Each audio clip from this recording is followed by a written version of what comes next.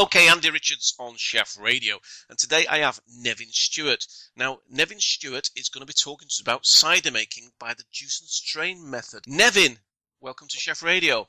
Hello, Andy, and thanks for this opportunity to appear on Chef Radio. It's a pleasure, Nevin. Probably, first of all, and most important, is you did train as a chef. Tell us a bit about your background as a chef. Well, I started off, I'm actually a retired industrial chemist. And don't let my accent deceive you, whereas I am Scottish. I've lived most of my life in Guildford in Surrey. I was brought up in the small historic town of Linlithgow in West Lothian, and Linlithgow's claim to fame is as the birthplace of Mary, Queen of Scots. Yep. From an early age, I had a keen interest in chemistry and cookery, and in many ways there are strong similarities between the two. My chemistry studies saw me gain a Doctor of Philosophy degree from the University of Edinburgh. That was for researches in synthetic chemistry. This was all about making new molecules by developing new practical synthetic methods. Yep. So this was mostly about hands-on skills. I then worked as a research chemist for British Petroleum, being named on 30 of their patents. So these ranged across product, process and applications. But when I retired from BP, I was then able to train as a chef. And I did this at Guildford College. My view, I suppose, is that cookery is applied physical and organic chemistry, practiced mainly on large molecules and with a lot of biochemistry in there on occasion. At Guildford College, I completed NVQ levels 2 and 3, and as one of the tutors there put it, level 2 you can cook the food and eat it, and at level 3 you can cook the food and sell it. Yes. My tutor at level 3 was Mr. Kevin Hooper. Kevin's a master chef of Great Britain and an excellent teacher.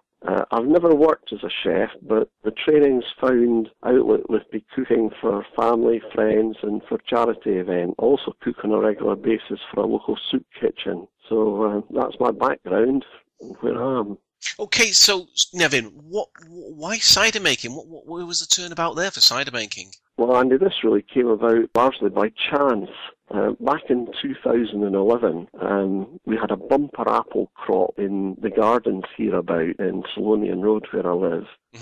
And we retired gentlemen were faced with the challenge of what to do with 500 kilograms of surplus apples. Yeah. Every culinary use that we could think of had been exhausted, and still we had all these apples. We couldn't even give them away, as everybody in the neighbourhood was faced with the same happy problem, what to do with all these apples. So it was over a pub lunch that we decided that we would give cider making a go. We'd not done this before, but we were game to give it a try. So why develop this new system called the juice and strain method? Well, being as we were tight and none of us wanted to spend any serious money on making cider, that ruled out the traditional route of buying or hiring a pulp and press kit. Instead, our daughter offered up her small kitchen juicer, and this machine would accept slices of apple, and off we went. In the first session, 3 of us spent 3 hours feeding slices of apples, minus the pit, into this small machine, and we ended up with 3 gallons of juice. Now, we realised that this wasn't going to work with half of 1 tonne of fruit available to us. Totally. Our breakthrough, though, came when my neighbour and friend Nick spotted a large whole fruit juicer in a charity shop, and he told me about this. I shelled out the £15 asking price, and we tried again. This time, our efficiency was transformed by at least a factor of 10. At the end of 2011, using this machine, we produced over 60 gallons of apple juice, most of which we fermented into cider. Nevin, what are the advantages of using the JNS method over the traditional pulp and press methods? Well, we had to develop the method first, Andy.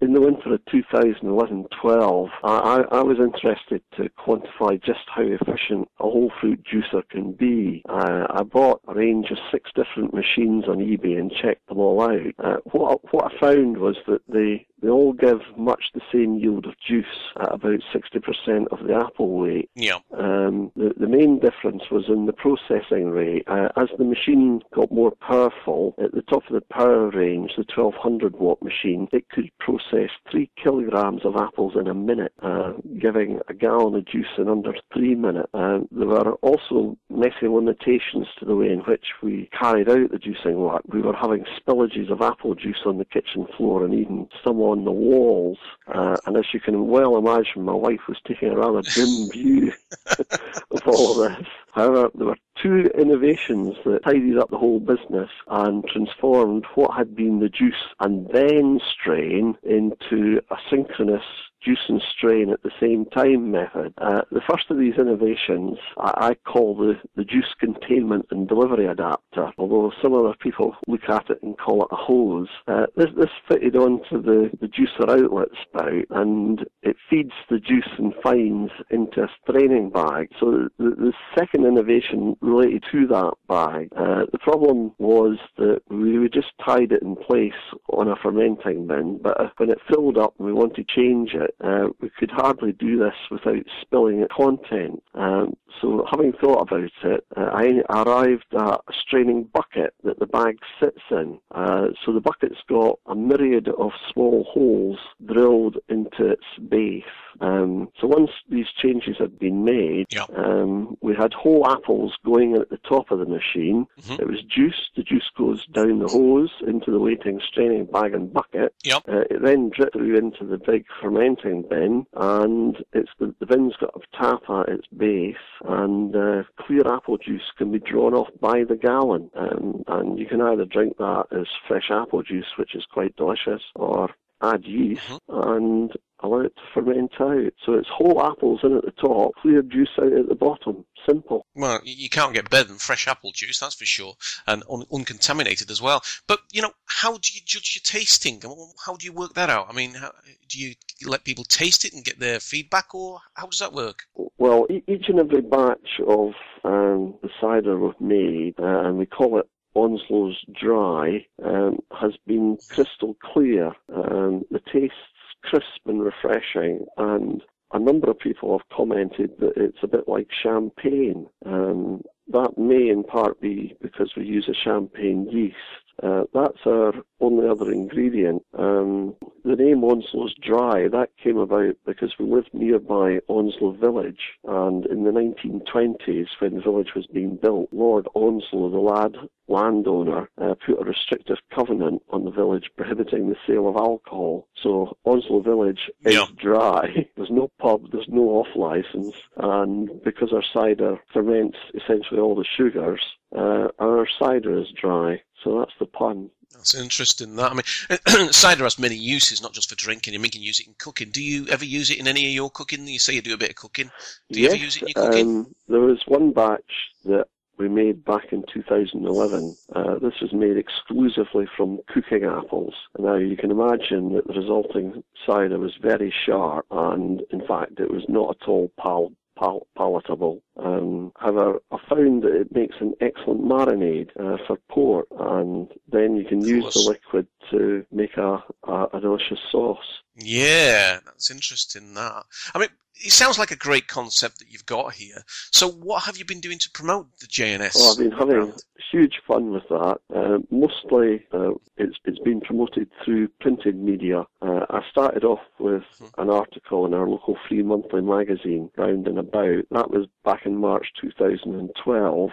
My article had the title Cider Self-Sufficiency. However, my national publications only started taking off this year. I had a prize-winning letter in Countryfile magazine in February, and then that was followed up in the same magazine with a 4-page article in October. That gives my full written method. In August, Home Farmer magazine carried our story, and a how-to article told in pictures. Who else have you been collaborating with the JNS project? Is there anybody else? Yes, I've been fortunate enough to team up with an experienced food scientist, Dr. Ken Spears, at the London South Bank University. With his final BSc Food and Nutrition degree students, we're in the middle of tasting an analytical test. The work started when I teamed up with my friend Rich Marlborough back in September at a food and drink festival in Somerset. We gave a demonstration, and we produced apple juices both by pulp and press and by juice and strain. So we then took a gallon of each of these juices and fermented them out to cider under as near as we could make it identical conditions. So last week we carried out different taste tests and some analytical work on the juices and on the ciders. A difference was detected, but it's too soon to disclose what that difference was. We'll know more tomorrow. Right, okay. So, just out of curiosity, where do you see Juice and Strain going next? Well, we've been on local radio and on Radio 4, the food programme. What I'd like to see happen next is for Juice and Strain to go into national television. This autumn I've watched various TV celebrities using hand-crank pulpers and presses. It's all very traditional, and I'm sure it makes for attractive television. I have a Juice and Strains novel, and the way I view it, I think it represents the future path of small domestic-scale cider making. I see Juice and Strain opening up what is an enjoyable pastime to all with access to apples. And if you include market-bought apples, that's all of us. Yeah, I mean, many apples do go to waste. You're seeing them in orchards rotting away. So I think it's great to have a new concept of juicing apples. Well, I've seen one source, Andy, a statistic that 90% of British garden apples go to waste. Yeah. And my view is that that's a UK environmental and food waste disgrace.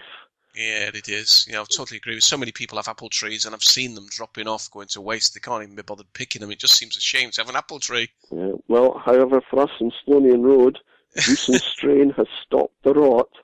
Well, brilliant. Nevin, I wish you all the very, very, very best with Juice and Strain. Do keep in touch. Let us know where you go and how you're getting on. It's been a real pleasure to have her on Chef Radio. And thank you for the opportunity again, Andy. You're welcome, Nevin. All the best now. You take care. Thank you. Thank you. And you. Bye-bye. Bye-bye.